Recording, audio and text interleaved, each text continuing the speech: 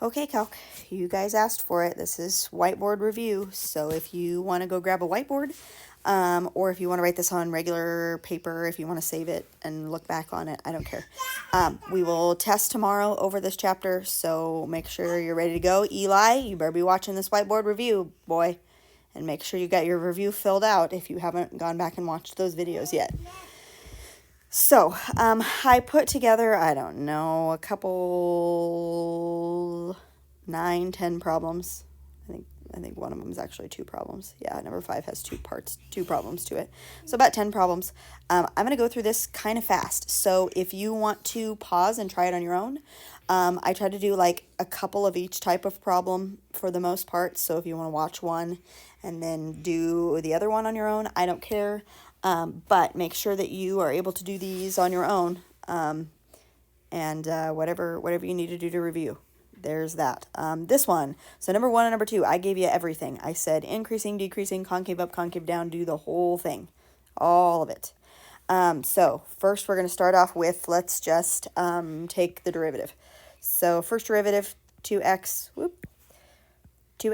minus 5. That's my first derivative. Set them equal to 0. 2x equals 5. X is 2.5. Cool. That's my first derivative number. Okay, my critical number.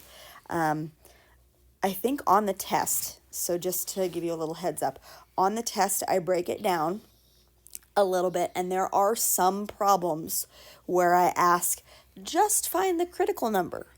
Like, you don't have to do the increasing, decreasing. You don't have to put it on a chart yet. Just find the critical number. I just want to make sure you know how to do that. So, you know, you don't have to do a whole lot of work. Another question on the test, I'm pretty sure I say find the critical number for the second derivative. Or like the possible POIs, right? Like do the second derivative, find that critical number. So I break it down and I say, like, I give you a whole question where it's just find the critical number for the first derivative. So like this is one whole question, right? So I break it down, you know, I try to like give it to you in steps. There are some questions where I make you do the full-blown thing. So be prepared for that. But, you know, I do kind of break it down. And if it seems pretty easy, I'm just trying to give you free points there. For knowing how to do some of that.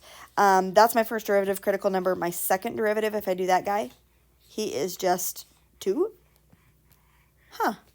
So that means x equals 2 is another critical number, right? Like I don't have to set him equal. Well, shoot. No, he won't have anything to solve for. Like x won't be equal to 2. 2 is that number, and if I set him equal to 0, I won't have a value for x. Right, so I don't have a value for x for my second derivative. That's interesting. So my table, since I only have one critical number, I have 2 test intervals going from -infinity to 2.5. Hey, I don't need a secretary. You go play. You go play. Here. All right, -infinity to 2.5. Whoop. And then 2.5 to infinity, and then we have to pick some test points. So test, I'm not sure, I think maybe no, I don't think on the test I give you these tables. So make sure you know what you're doing.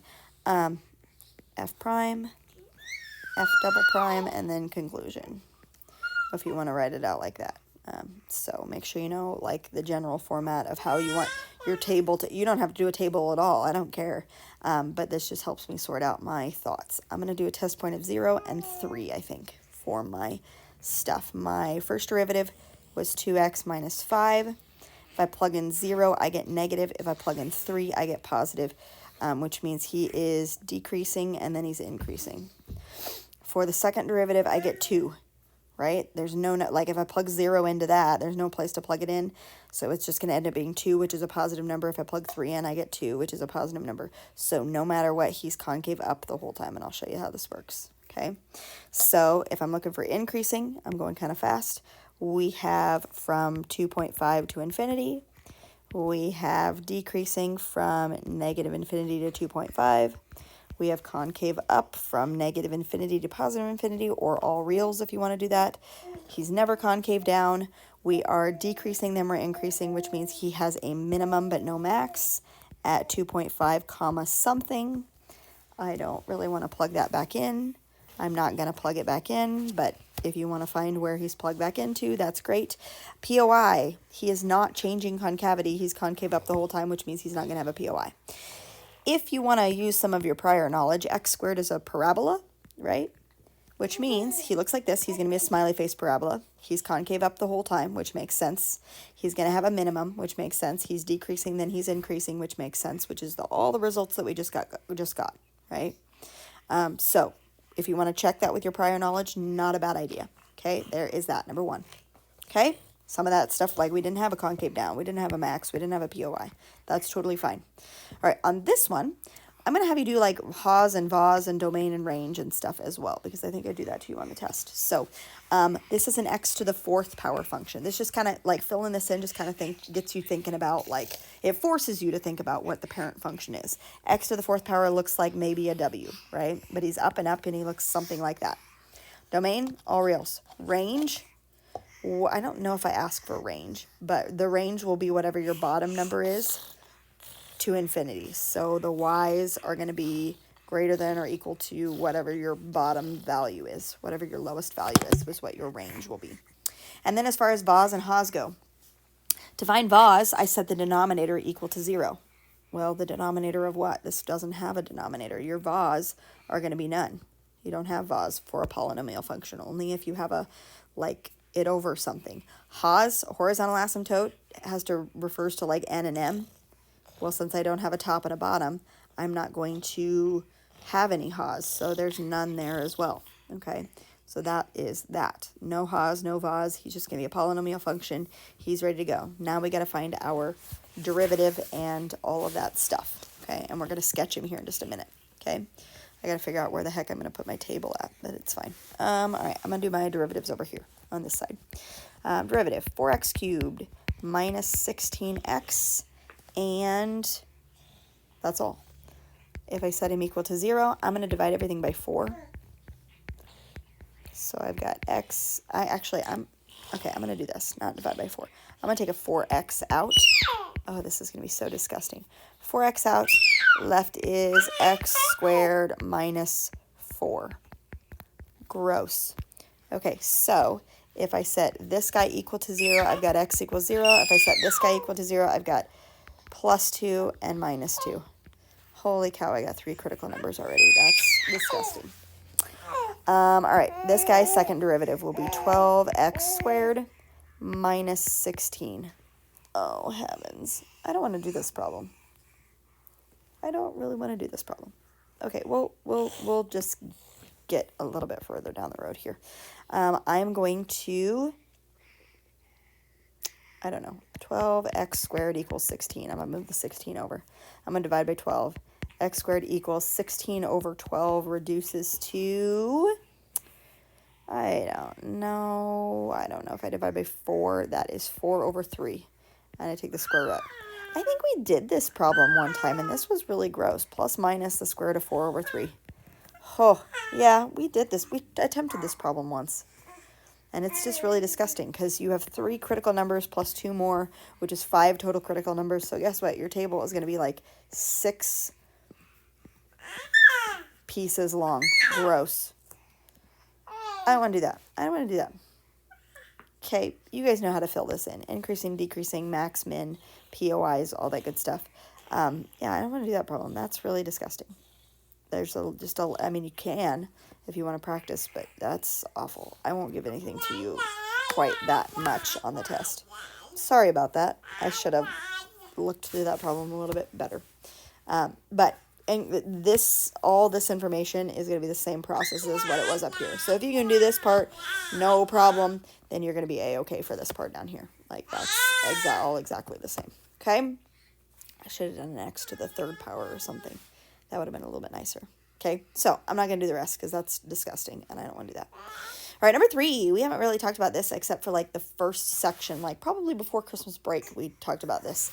So I want to talk about which points are absolute maxes, which points are absolute mins, which points are relative max, which points are relative mins, which points are POIs, and which are none. Okay, So like there's a bunch of all this stuff going on here, like which points are what. Okay, so let's just go through A. A is a low point. Is he an absolute min or is he a relative min? Like, is he absolutely the lowest point on the graph? No, D is lower than him. F is lower than him. Well, F is not actually a point, but D is lower than him. Any of this stuff right here looks like it's lower than him. So A is going to be a relative minimum. Even though he's an endpoint, we can still consider him a relative minimum because he is down lower than this part over here. Okay, B is a high point. He is an absolute max. So B goes up here with absolute max. There might be more than one of each. I don't know. C is not a max or a min, but he is switching concavity. Hey, sister. Hi, sister. You want to teach? You think you can do a better job? You might be able to. I don't know. I don't know. I need the pen back, though. He is concave down here. Whoop. See, you turn him off. Concave down here, concave up here, so C is going to be a point of inflection, a POI. D is a minimum, but since this stuff is all lower than D, he is just a relative minimum again, so D is a relative min. E looks like he would be a relative max, but since he's an open circle, he is a none. That is E. And F, it looks like he would be an absolute min if he was filled in. But since he is not filled in, he is a none as well. So we have no relative maximums, no absolute minimums. Yeah. Now, technically, I guess if you're going to get real technical, any absolute maxes are also relative maxes. So B would be considered a relative max, but you only have to list him once. Like absolute kind of trumps relative. So, I mean, but technically in the order of things, if it's absolute, if it's absolutely the maximum point, it is a maximum relative to all the points around it. So it would be relative as well. But whatever. So this is my little chart here. We had none of these. Whoop. We had none of these, none of those. Okay. So there is that. All right. I think I give you a problem like that on the test and ask you to just divvy those out. So that shouldn't be too bad, I don't think. But be prepared for that one. All right. Now let's get to absolute maxes and mins. And this is like the table format that is, I think I do give you a table for this one. So find me your relative maxes and mins based upon just this test interval. So if your left end point is at -1, whoop, we do -1 comma something, and we do 3/2 comma something, and we figure out which one's the lowest, which one's the highest, but then we also have to find our critical numbers in the middle. Okay, so gross, yuck. Critical numbers in the middle. All right, here we go. Let's do our first derivative. And I'm going to go in order. So x to the fourth is going to come first. I've got -4x cubed. And I've got plus 3x squared. That's what he will be. Okay. Okay. Yeah. Yeah. All right. I'm going to take out, I don't know, just an x squared if I do that. I've got -4x plus 3. Yeah, that's not too bad. That's okay, and going to be okay. All right, if I set this guy equal to 0, x equals 0. If I set this guy equal to 0, I would subtract the 3, divide by -4, so x equals positive 3/4. I'm going through that really quick. So I have two critical numbers, and if I go in order, they would be 0 comma something and 3/4 comma something. Now I have to be careful because I want to make sure 3/4 lives inside of this region, right? Because if 3/4 is on this side of 3/2, then we don't have to worry about 3/4. But he does, in fact, live inside of there.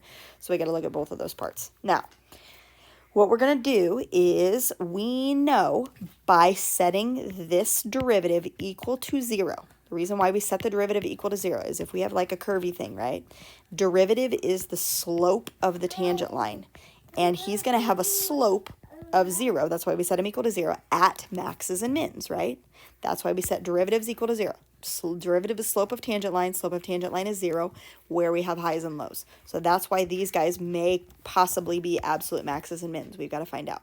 So what we do is we plug them back into the original. We look at our points. We see which one's the max and min and all that good stuff. So if I plug in -1, this will be -1 minus 1, so -2. I'm just plugging these in real fast. If I plug in 0, it is 0. 3/4, I don't know. 3/4 to the third minus 3/4 to the fourth power. I have a dumb calculator. So let's see how this works. I'm going to use 0.75 because I don't have a smart calculator. Okay, 0.421875 minus 0.75 to the fourth power.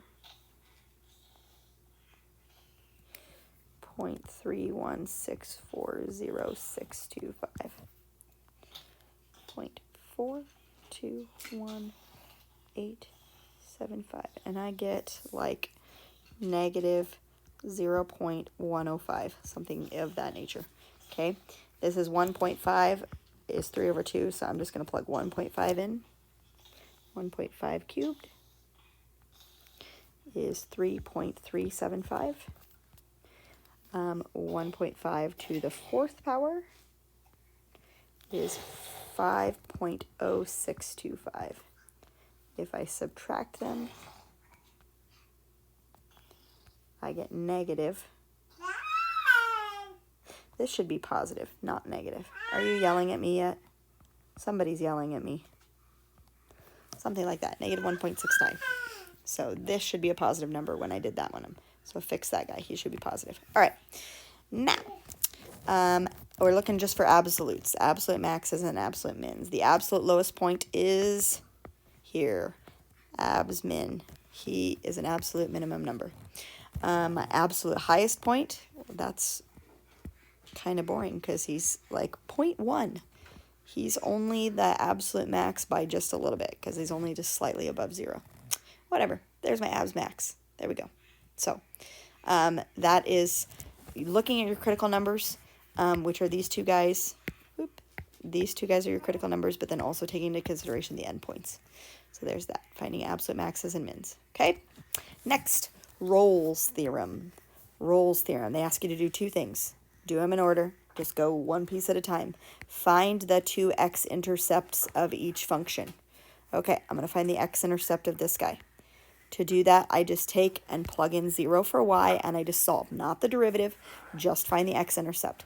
This guy is a simple trinomial, and when I break him down, he is x minus 6 and x plus 5, which means x equals 6 and x equals negative 5. Cool. Those are my two x-intercepts. Done. Step number 1, check. Then it says use Rolle's theorem to show that the derivative is equal to 0 at some point between the two x-intercepts. So if we think about the graph of this right now, what we have is a parabola. Actually, he's a smiley face parabola. And at negative 5, he's touching here, and at positive 6, he's touching here. And it says, show me that the derivative is 0 at some point between those two values. Derivative is 0 at a high or a low. So in this case, it's going to tell me, hey, you have a minimum or a maximum somewhere between here. That's what Rolle's theorem is asking for. So we have to take the derivative, which is my slope of tangent line, and we have to set it equal to 0. So derivative of that guy is 2x minus 1. I set him equal to 0. And I'm going to add the 1 divided by 2, so x equals 1/2. So at 1/2, hey, that's almost like where my dot is at. At 1/2, I'm going to have a my derivative equal to 0, or a low point in this case. And it does, in fact, live in between 6 and negative 5. So that is illustrating Rolle's theorem, okay? The second one, if you want to try this on your own, did I do that right? Yes, I did. Yes, I did. We are finding the two x-intercepts, so I'm just going to do that guy, set him equal to 0. Before I do, okay, let's just do this. I'm going to add the 32 over. Plus 32. Yeah, 32 equals 2x squared, divide by 2, x squared equals 16, and I'm going to take the square root, so my two x-intercepts are plus minus 4. So again, I have a quadratic function, 4 and negative 4, and I'm going to have a low point. Okay, and I'm trying to figure out what that low point is. I'm going to guess it's at 0. Let's find out. So I've done the first part.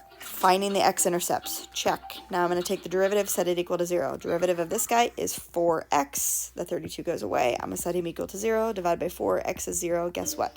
0 is where my low point is, and he does, in fact, live between -4 and +4. Cool. That's Rolle's theorem. Okay? We're plugging right along.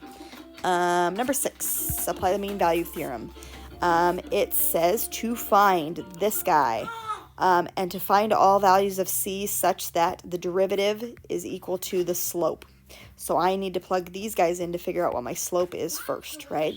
So -3 is at the point something, and 5 is another x coordinate at the point something. These are just my x coordinates. That's like my left endpoint and right endpoint. Don't think that that's a coordinate point right now. We have to separate those. -3, if I plug it in, -3 squared is 9, minus a -3, that's going to be 12. 5, if I plug it in, is 25 minus 5, and that is 20. So now I have to find my slopey slope. I'm going to take y2 minus y1 over x2 minus x1. So minus a -3. This is 8 over, hey, 8, which is 1. So my slope is 1. That means my left endpoint is here, my right endpoint is here, and this has a slope between the two of 1. Not like this one. This one had a slope of 0 because they were directly across from each other, right? That's why we set the derivative equal to 0. Here, we're going to set my derivative equal to 1 instead, because that's my slope between my left and my right endpoint. So what we have going on here is a curve, and we're saying, find me a place that also has a slope of 1, right? So if I take my derivative of this guy, I have 2x minus 1, and I'm going to set it equal to 1. Okay? I'm going to add the 1 over, so I have 2x equals 2, and then I'm going to divide by 2, which is 1, and 1 lives between -3 and 5. So at 1, I'm going to have the same slope here as I did between -3 and 5. Cool. That's the mean value theorem. Okay? I'm going to do another one real quick. This is the same type of thing. I have to find my slopes between -1 and 2. So I'm going to plug those in. -1 cubed is -1 plus a -1 minus 4 is -6. And 2 cubed is 8 plus another 2 minus 4. That is 10 minus 4, which is 6. Now I have to find my slopes. 6 minus a -6 over 2 minus a -1. So that is 12 over 3, which is 4. So that means I have something here, something here. The slope of that line is 4, and I want to find the place that also has a slope of 4. So I'm going to take my derivative, set them equal to 4, and be done. Okay? This guy's derivative is 3x squared plus 1. I'm going to set them equal to 4. This is, oh, this is going to be nice. This is going to be nice. I'm going to subtract the 1 over. 3x squared equals 3. And divide by 3, x squared equals 1. Take the square root. X equals plus minus 1. Hold up. My interval was from -1 to 2, bracket. Does my two places, 1 and -1, both fit in here? Yes, they do, technically, because this is a brackety guy. If this was a parenthesis guy, we would ignore the -1 because he doesn't fit in there. Right? But -1 and +1 both fit in there. So what we have going on is not looking like this. We have something. Hey, what is the deal? Goodness sake. We're stuck. What? And now you're smiling. What are we going to do with you? What are we going to do with you? So what we have actually going on here is something that looks like this maybe-ish, where we have two places where it has that slope. Okay, instead of just one. Whatever. All right. Last thing. I'm gonna go through number 8 with you, and then you can try number 10 on your or number 9 on your own. Okay. Or the other way around. Or this is gonna be a super long video otherwise. So yeah, how about we do that? I'm going to do number 8 with you, and then you can try number 9 on your own, because this might be a really long video otherwise. All right, so I won't give you the answer for number 9. If you want to check it with me tomorrow, that's totally fine. I can do that. But number 8, here's number 8, and then I'll flash number 9 up on the screen. A rectangular field is to be bound by a fence on 3 sides and by a stream on the other side. Okay, draw a dang picture. I don't care. It doesn't have to be pretty. Mine is obviously not pretty. So there's my stream. And because it's a rectangle, these two sides will be the same dimension. So let's call those y because they're up and down. And let's call this guy x. Okay, so I can already tell that I have a perimeter going on. And the perimeter is going to be, the perimeter is equal to 2y's plus an x. That's how I find the perimeter, because we don't need a fence on this side. Okay. Also, I'm going to guess, they say max area here. The area is going to be base times height, or just x times y. The area is not affected by the fact that the stream is here, right? It's the same in here as if there would have been a fence. So area is not affected by the stream. Rectangular field is to be bound by a fence on 3 sides and by a straight stream on the 4th side. Okay, find the dimensions of the field if we have a maximum area that can be enclosed by 1,000 feet of fence. So my perimeter now we know is 1,000. All right, and we need to solve some stuff. I'm going to solve for x because x looks like a nice variable to solve for. If I bump the 2y over, I get 1,000 minus 2y for x. And I'm going to plug him in right here. Yes. And I'm going to take him times y, and I'm going to distribute my y through. So I've got 1,000 y minus 2y squared. Okay, this is the two equations put together into one. The reason why we do that is to go from 2 variables down to just having 1 variable. And that's what I want to have happen. So we're going to take this guy and we're going to find the derivative of him, which is 1,000 minus 4y. And I'm going to set him equal to 0. And the reason why we set him equal to 0 is because whatever curvy thing this thing looks like the derivative will be 0 at high and low places. In particular, a high place because we're looking for a maximum area. Okay, so this is going to, by setting them equal to 0, by setting the derivative equal to 0, it will tell me what that high place is. Okay, I'm going to add the 4y to the other side to make him positive. So 1,000 equals 4y, and if I divide by 4, the y has to be 250. Okay, that was really fast. So this is going to be 250, and this is going to be 250. All right, then I have to find my x coordinate. So, I mean, you could probably do this in your head. If we have 1,000 foot of fence and we've used 250 here and 250 here, that's 500 feet, which means I have another 500 feet of fence to go in the x direction, right? Or you can plug your y into here and solve for x. That's totally like what we just did, but we just did it in our head. So those are the dimensions of the rectangle that I want to do in order for us to maximize the area. Typically, the maximum area will occur if this thing is the most square, but that is only if you are covering all 4 sides of fence. The fact that this is not a side that we need to use a fence is going to make this dimension longer, right? Because it's going to save on resources the longer this side is because we can use the stream. All right, so typically that's what happens.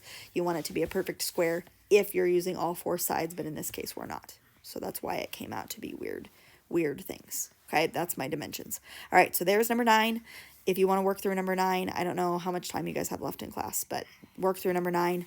And if you want to check it with me tomorrow, that's great. Okay, there you go.